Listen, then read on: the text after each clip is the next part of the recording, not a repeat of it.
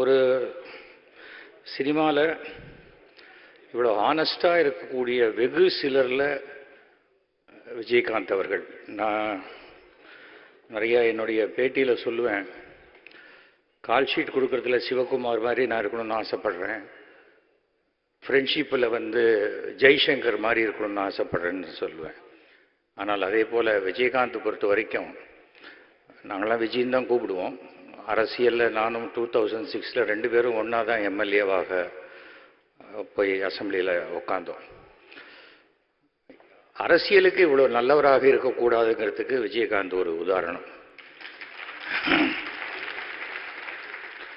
தைரியசாலிங்கிறது எப்படின்னா, ஆட்சி இல்லாத பொழுது கலைஞருக்கு மிகப்பெரிய விழா எடுத்து ஆட்சிக்கு நம்ம மேலே ஒரு கோபம் வரும்னு தெரிஞ்சால் கூட அதை பற்றி கவலைப்படாமல் விழா எடுத்து காமித்தவர் விஜயகாந்த். அது தனக்கு பிடிச்சதா செய்யணுமா செஞ்சு காமிச்சவர் விஜயகாந்த்.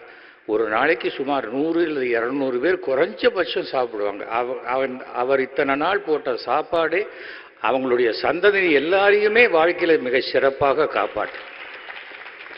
சினிமாவில் பேர் புகழ் விஜயகாந்துக்கும் சரி, சிவாஜி, எம்ஜிஆர் யாருக்குமே இறப்பு கிடையாது. சினிமாவில் நடிக்கிறவங்க யாருக்கும் இறப்பு கிடையாது. ஏனென்றால் அவர்கள் வீட்டு தொலைக்காட்சியில் போனால் வாழ்ந்து கொண்டிருப்பார்கள், சினிமா தேட்டரில் போனால் வாழ்ந்து கொண்டிருப்பார்கள். எல்லாருக்குமே அது ஒரு பெரிய கிஃப்ட்.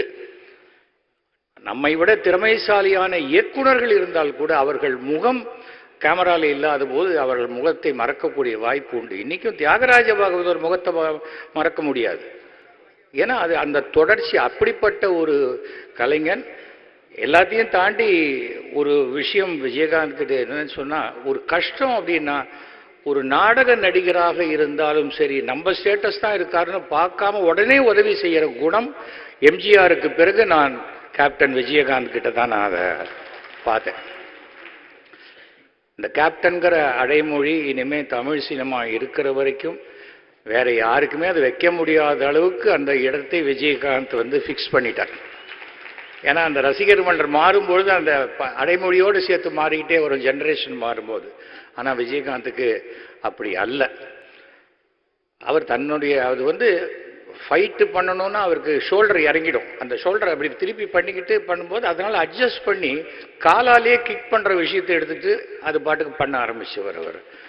அது ஒரு பெரிய விஷயம், சாதாரணமான ஒரு விஷயம். சினிமாவில் நல்லவர்கள் நல்லவைகள் அப்படின்னு எடுத்து பார்க்கும்போது அந்த லிஸ்ட்டில் விஜயகாந்த் என்றைக்குமே அந்த ஃபஸ்ட்டு இடத்துல இருப்பார்.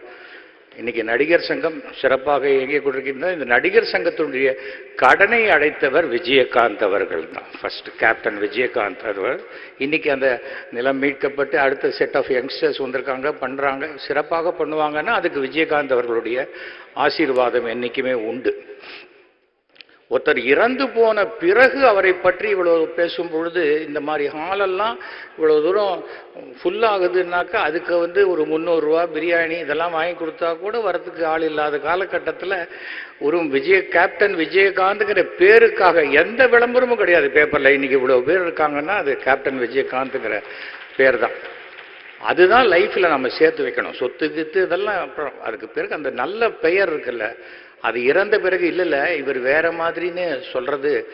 இன்னைக்கு விஜயகாந்தை பற்றி இங்கேன்னு இல்லை, எந்த இடத்துல வேணும், தமிழ்நாட்டில் எந்த கோடியிலே இருக்கட்டும், உலகத்தில் தமிழர்கள் எங்கே இருக்காங்களோ அங்கே இருக்கட்டும், ரெண்டாவது வித்தியாசமான ஒப்பீனியனே வராத ஒரு நடிகர் என்றால் அது கேப்டன் விஜயகாந்த்.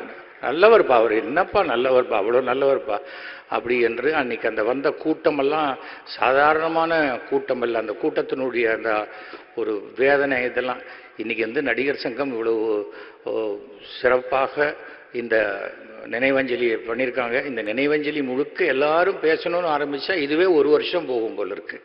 எங்கள் சைடில் அத்தனை பேர் இருக்காங்க. இருந்தாலும் விஜயகாந்த் அவருடைய ஆத்மா சாந்தி அடையும். விஜயகாந்த் செய்த அனைத்து நல்ல காரியங்களுக்கும் அவருக்கு சொர்க்கத்தில் ஒரு இடம் உண்டு. அது என்றைக்கும் உண்டு. அவர் அவருடைய ஆத்மா சாந்தி அடையும். அவர் குடும்பத்தாருக்கு என்னுடைய மனமார்ந்த அனுதாபங்களை தெரிவித்துள்ளது. என்ன சொன்னாலும் ஃபிசிக்கலாக நம்மக்கிட்ட இல்லாத ஒருத்தரை நம்ம திருப்பி கொடுக்க முடியாது. ஆனால் இந்த நல்ல நினைவுகள் அந்த குடும்பத்தை மிக சிறப்பாக வாழ வைக்கும் என இறைவனை வேண்டிக் கொள்கிறேன். நன்றி, வணக்கம், ஜெய்ஹிந்த்.